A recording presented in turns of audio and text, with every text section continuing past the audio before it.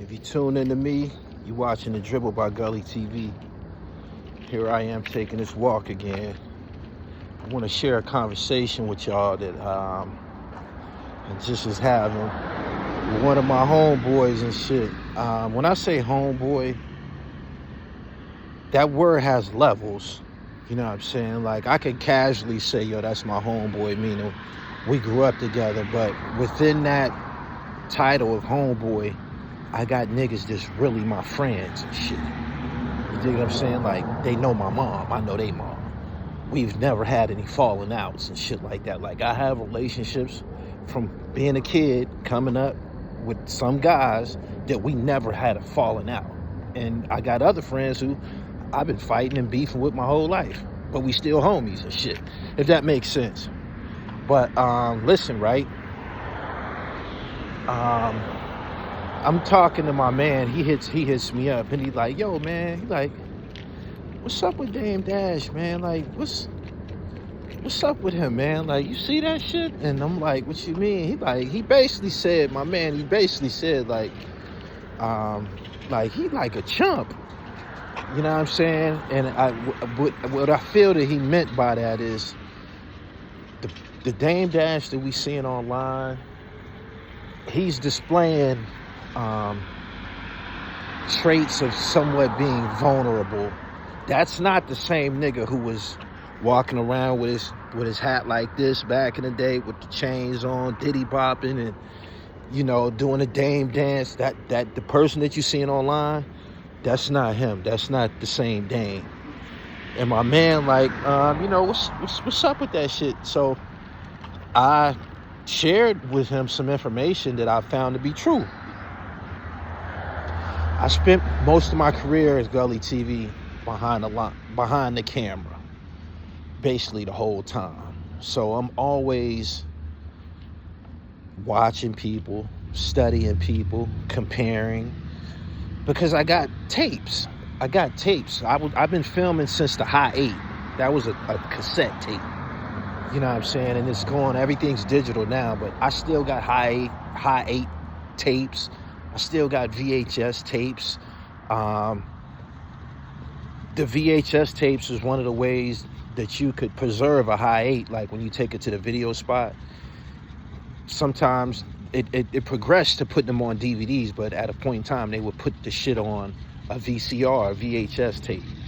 But I've been behind the camera that long, watching people and observing, and I edit my own video too, so I'm always looking at people, and I can just see different faces, different confidences. I can read it, you know what I'm saying? And I was telling my man that since I've been Gully TV, since I've been behind these cameras, I've encountered this a lot of times.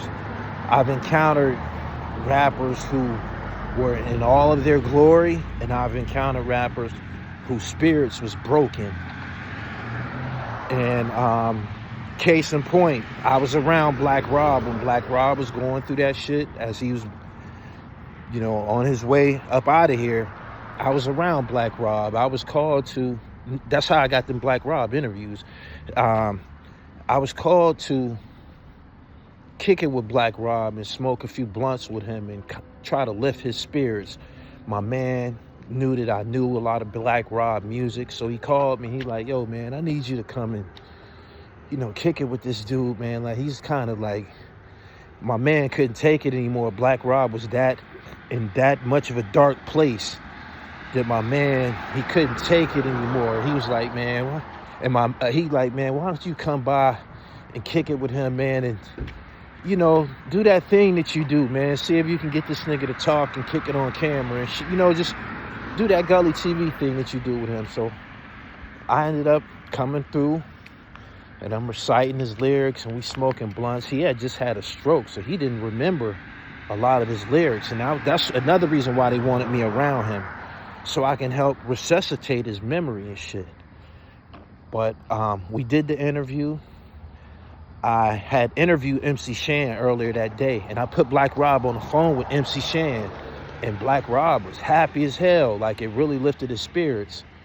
And this skill that I have, I've been using it the whole time I've been Gully TV, is I have a way of coaching people up. That come from playing sports.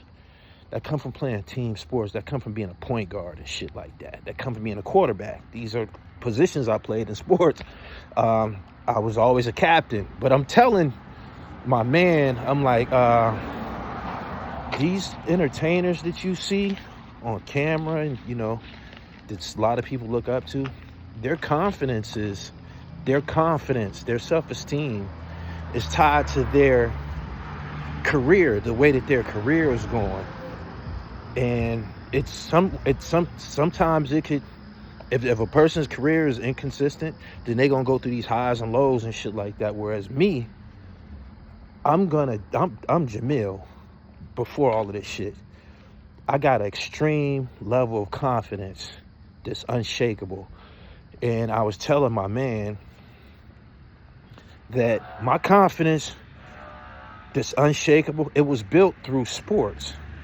And the example that I shared with him, I'm like, yo, Rashad, I'm like, me and you, we played Little League football together. Our first year playing football as kids, we won a championship. That continued to be the course of my life through all sports. I continued to win championships or be in the championship game or be in the playoffs. Like I was constantly winning or constantly in competition. I was constantly on a level. And when you bred like that, constantly getting trophies, constantly getting recognition on the news, and a name in the newspaper, cameras being pointed at me. I'm in junior high. I'm in 7th, 8th grade. The news coming to interview me at school and shit like that.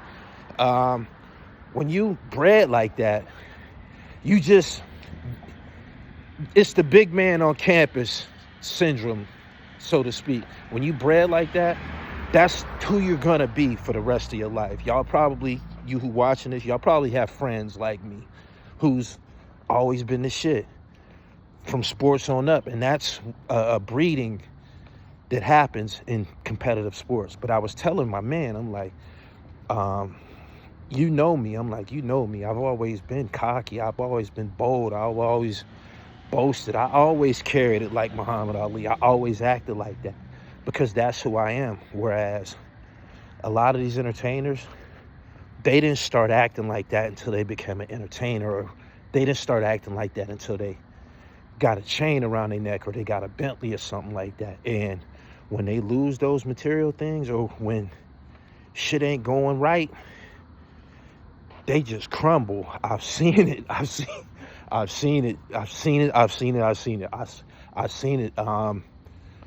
I'm serious. Like when we see them on camera in music videos, on television, you know, you sometimes forget that it took several takes. The director, the camera crew, they shot that shit 10, 15 times to get this extreme look of confidence captured on film.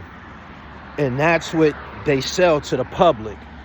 But this person that you know, they look perfect by the time the video editing is done. They was stumbling with their words. They didn't look right. Their confidence wasn't right. You know what I'm saying? They went through different phases trying to get the greatest look to sell, the greatest image to sell to people. You know what I'm saying? Sometimes people forget about that. They made that music video. That shit took 25 takes. You know what I'm saying? Like, for real. And, you know, when the cameras go off, a lot of these people are regular people. A lot of these people, some come from struggle. Some come from broken homes. Some come from drug-addicted bloodline. Lineage is important. Like, when you got pit bull breeding and shit like that, certain bloodlines are superior to others and shit like that. It's the same thing with human beings. Certain bloodlines, certain pedigrees are superior to others and shit, right? And in the entertainment business, we get this imagery of these people being like superheroes, bulletproof, like no chinks in their armor. They don't cry, they don't stress, they don't get nervous. This is the perception. But underneath all of that, when turbulence come, that's when you see that's when you get an idea of who you're dealing with. When struggle or turbulence come, or when shit ain't going right, like you'll see a nigga's real composure. And me being an athlete, I've been in them games, man, them overtime games. I've been in them fourth quarter games. I've been in situations where I had butterflies and shit and was nervous or worried and, scared. Like you go through all of these emotions when you're an athlete. Like don't think that, it's sweet. But as you go through these phases and these tests, it builds an extremely solid man, mentally, competitively. You just be complete. Like there's nothing better than breeding a young man in competitive team sports and shit like that. You know what I'm saying? Like when you breeding a kid in sports, he get used to kicking ass and shit. You know what I'm saying? Like it'll affect him mentally and shit. Like he get used to kicking ass and shit. Like he get used to beating motherfuckers to death in baseball or basketball or football and shit. That's gonna affect his mental. Like that's gonna affect the kid mentally to the point where he feel he can kick everybody ass too and shit. You know what I'm saying? Like it's a process.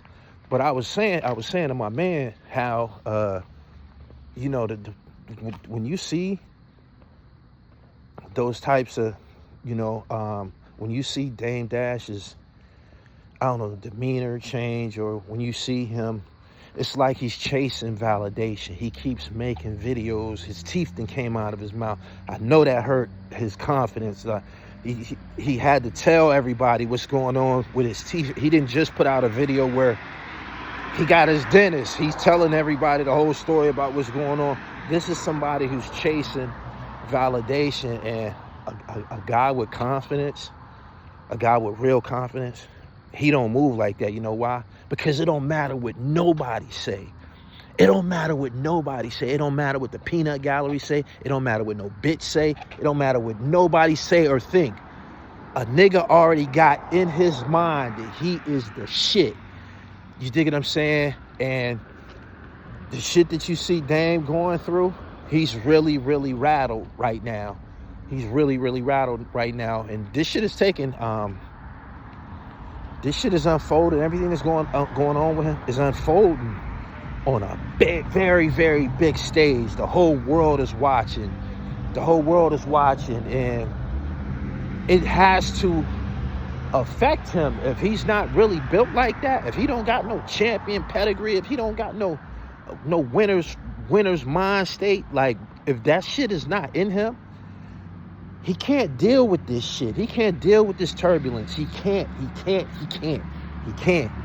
And when my man hit me up and asked me what's going on with him, I was telling him, I'm like, a lot of these guys that you see, especially these entertainers, they not who you think they are.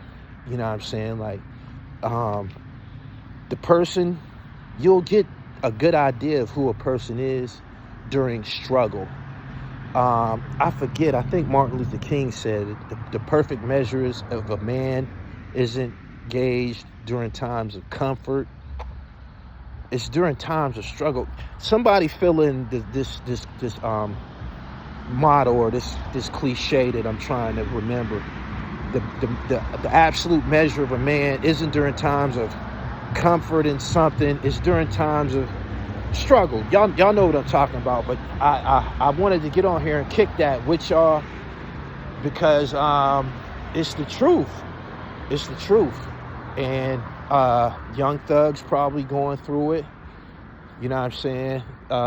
People need to watch some of these dudes, man. Like, this shit could turn into suicide. Shit could turn into drug abuse. Like, motherfuckers using drugs and shit. Like, depression, mental health issues, all of the above, if you're not really wired right. And I just wanted to get on here and share that with everybody watching the real Gully TV. This is the real Gully TV. We kick that real shit over here. You know what I'm saying? We kick that real shit up here.